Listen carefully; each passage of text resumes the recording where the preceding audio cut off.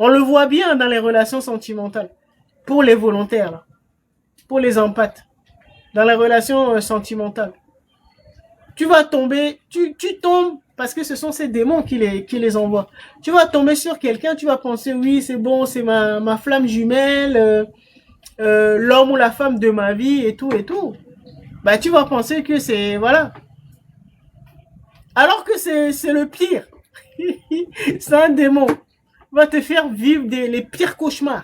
Ton cinquième sens, c'est incarné par telle personne. Dans le film, hein, c'est ce qu'on voit. Chaque sens est incarné par une personne. Donc, si tu as le neuvième, donc tes 8 sens là, c'est incarné par une personne qui vit un peu partout hein, sur la planète. Vous êtes pas dans le même pays en fait.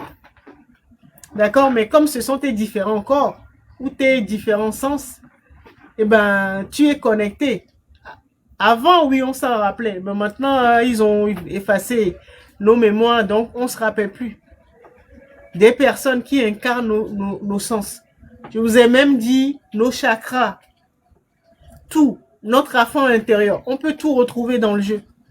D'accord? Tes sens là, tes 8 sens, tes autres sens là, tu sais pas qui c'est, tu sais pas qui incarne. Des fois, on se rend compte, puisque ben, toutes les lignes temporelles s'entrecroisent. Donc, tu peux te rencontrer. Quand tu croises, t'as un garçon, tu croises un petit garçon qui a 5 ans.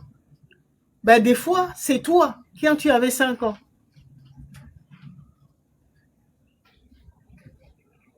Quand tu as l'info, bon, j'en ai beaucoup parlé dans le voyage dans le temps. Donc, dans les épisodes du voyage dans le temps. Et des fois, tu peux te croiser. Tu peux te croiser quand tu avais 17 ans. Tu peux te croiser quand tu avais 20 ans. D'accord? Donc, la personne qui va... si tu as l'info, que tu observes bien, tu vas retrouver les mêmes traits. D'accord? Mais comme eux aussi, ils ont l'info, ils ont recréé la même chose, mais à l'opposé. Et donc, ton enfant intérieur ou le petit garçon ou la petite fille que tu étais à 7 ans, par exemple, on va t'envoyer un faux.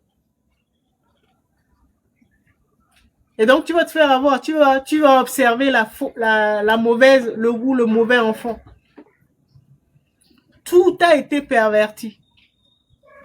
Donc, c'est pour ça qu'il faut nettoyer tout ça. Il faut faire un travail pour nettoyer tout ça. Ces mémoires, parce que c'est la base, en fait. Tu nettoies tout ça, tu nettoies ton âme, tes mémoires, tes archives. Et là, bah, tu vas connecter les bonnes réponses. Bah, sinon, bah, tu vas toujours tomber sur les mauvais partenaires. Dans tous les domaines d'ailleurs. Si tu veux travailler, bah, tu vas tomber sur le mauvais patron parce que ces forces-là ont intérêt à ce que bah, tu ailles travailler avec le mauvais patron. Comme ça, tu vas beaucoup souffrir. Eux, ils t'envoient toujours là où tu vas souffrir. Partenaires sentimentaux, ils vont t'envoyer là où tu vas beaucoup souffrir. Toujours comme ça. Le sang, c'est trop précieux. C'est trop précieux. C'est comme si bah, vous gaspillez ça en fait. C'est là où sont, même si c'est un animal, bah, c'est là où c'est toutes les mémoires de cet animal-là. Et vous allez gaspiller ça. Souvent, c'est les démons qui demandent des sacrifices de sang.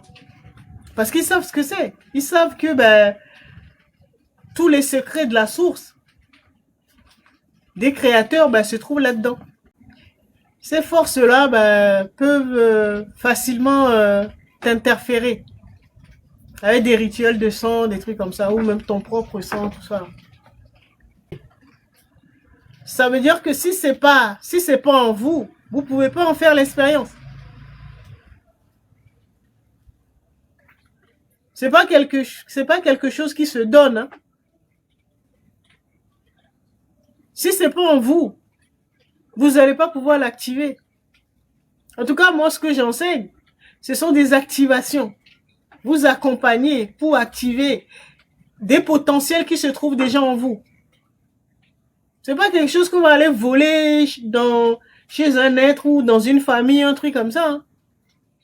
Ou sur le marché astral. Là. C'est pas, moi, je pratique pas ça.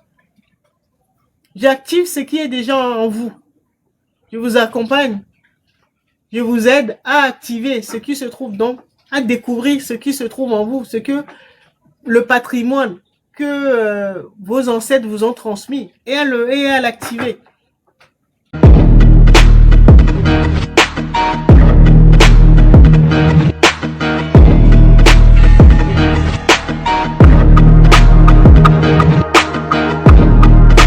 Tu dois sortir.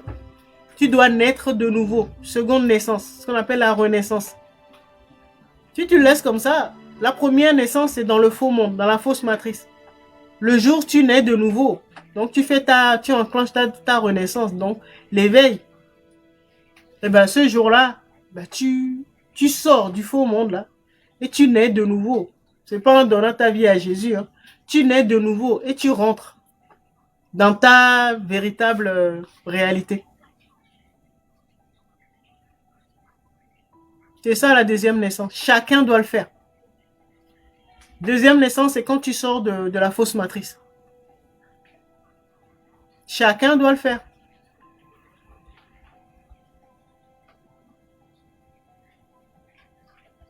Ici au Togo, tout le monde connaît ça. Hein. On nous dit toujours, quand on te met au monde, tu dois naître de nouveau. Toujours. Parce que dès que tu arrives, tu peux être sûr que tu arrives dans le faux monde. La fausse matrice. Donc les parents, tout ce que tu as cru connaître par le passé, là, ton enfance et tout là, c'est du faux. Donc tu dois naître de nouveau pour reconnecter ta véritable famille.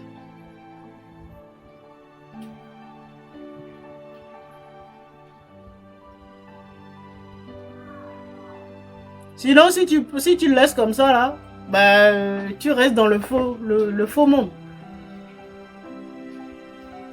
Tes parents te mettent au monde. Bah, quand tu arrives là, t'es récupéré. Tes parents ont été mis. Ce sont des souvenirs fabriqués dans leur laboratoire, le laboratoire de ces démons là. Tu dois naître de nouveau. Et tu te rééduques. C'est comme si tu avais eu un accident. Tu as perdu l'usage de tes membres, de tes pieds et tout ça là. Tu dois réapprendre à marcher à nouveau. Ben c'est ça. Tu dois tout recommencer. Si toi tu décides de te réincarner, là tu ne viens plus dans une famille toxique concoctée par ces forces-là. Au moins tu sauras que fausse matrice ça existe et c'est contrôlé par les êtres iséfétiques. Au moins tu sauras. Et comme ça, bah, tu feras attention. Et si tu le fais, bah, le mieux, bah, c'est de donner l'info à tes descendants. Même ascendants, on peut. Même des ancêtres qui sont déjà décédés. Tu peux leur donner l'info, si tu te débrouilles bien.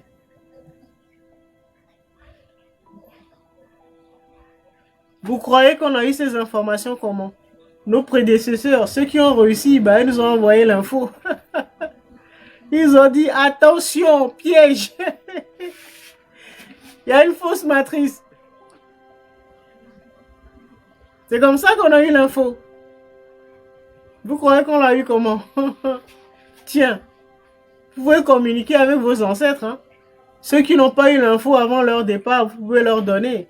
Vous pouvez donner l'information à vos descendants, bon, vos enfants qui sont déjà là, et ceux qui ne sont pas encore nés, ou vos petits-enfants.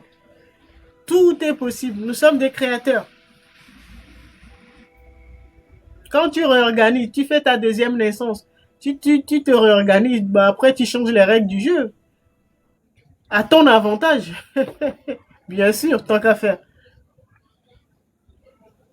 Et c'est là que tu commences à kiffer la vie. Tu commences à kiffer ton expérience.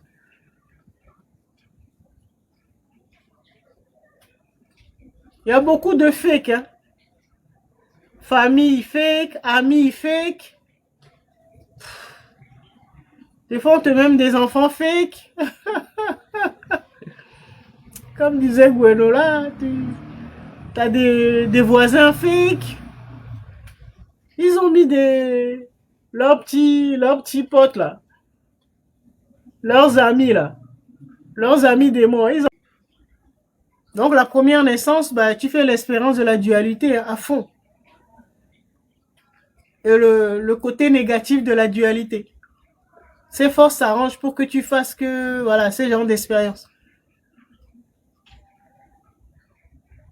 C'est comme si tu étais dans la première ou la deuxième dimension. Tout en étant dans la 3D, bah, tu vis comme si tu étais dans la première ou la deuxième dimension. C'est dualité, dualité, dualité. Tu veux connaître, tu veux comprendre ce que c'est, comme je disais dimanche dernier, tu veux comprendre la guérison, eh ben, tu vas passer par la maladie, l'opposé, la dualité. Mais quand tu passes par la maladie, là, c'est pas bon. Tu tombes un peu malade comme ça, bah, tu guéris et tu comprends le concept de guérison. Hein. C'est pas comme ça avec eux. Ce sont des pervers. C'est-à-dire ces maladies, encore et encore, peut-être même après, tu finis par mourir, tu reviens, tu tombes encore malade. T'as toujours pas fini de comprendre. Tu fais l'opposé, tu fais l'expérience de l'opposé de la guérison. Mais ils vont pas te lâcher. Hein. Tu vas faire que ça. Jusqu'à même, tu vas oublier pourquoi tu étais tombé malade. Tu as oublié que c'était pour comprendre la guérison. Et donc, tu vas même plus chercher la guérison. Je vous dis, ce sont des pervers. Ils ont modifié les règles. Même dans la dualité, donc les dimensions, les premières dimensions, tu fais l'expérience de la dualité parce que tu es obligé de passer par là. Normalement, ça doit être pour une courte période. Mais eux, ils prolongent. Ils vont prolonger. Tu vas faire l'expérience du mauvais côté, le côté négatif. Et ben, ça va durer des vies et des vies. Tu vas sortir du jeu, tu vas te désincarner. Quand tu vas revenir, la même chose. C'est comme ça qu'ils ont modifié. C'était pas censé durer. Hein. Quand on fait l'expérience de mauvaises choses, c'est pas censé durer. Mais eux, ils prolongent le truc, quoi. Parce que, bah, ils aiment ça. Pour parler brièvement de ça, nous sommes des êtres multidimensionnels. Bon, il nous arrive des fois de connecter des mémoires. Donc, une partie des scènes de notre vie, de notre âme.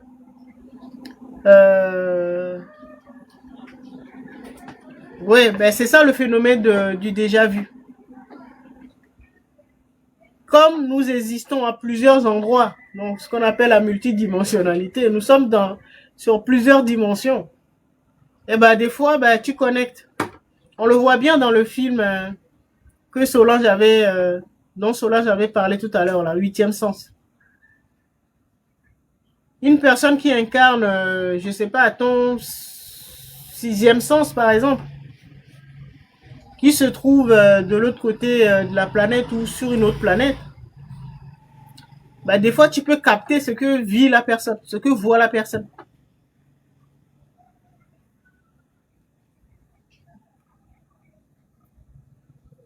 S'il y a la guerre que les gens sont en train de fuir, bah, pourtant là où tu es, il n'y a pas de guerre. Mais tout d'un coup, tu vas avoir un flash où tu vas connecter ben, ce que vit ben, cette personne. C'est quand on voit le film, la huitième sens, là, qu'on se rend compte, qu'on comprend mieux. Mais tu vas dire, mais pourquoi les gens courent comme ça mais c'est pas ce que je vis ici. Non. Tu vas capter pour un court instant, ben, tu vas capter le truc. Ce que vit un de tes sens. une de tes parties.